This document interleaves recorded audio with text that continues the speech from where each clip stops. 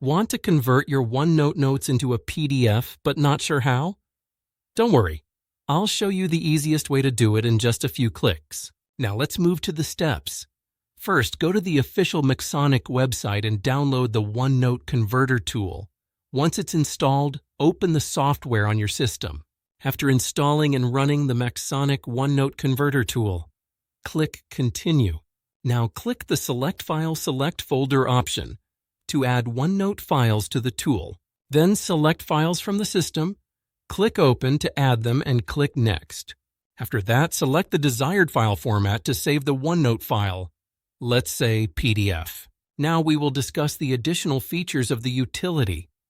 First, convert one file without attachment files. Use this to save only the email data from the selected file. Second date. Filter. Use this feature to select specific data from OneNote files for conversion. Lastly, custom folder name. Provide a unique name to the resultant file using this option. Now click Path to Save to specify a destination to save the resultant PDF file. Lastly, tap the Convert button to start the OneNote to PDF conversion. And that's it. With MacSonik OneNote Converter Tool, you can quickly and securely convert your OneNote notes into a PDF.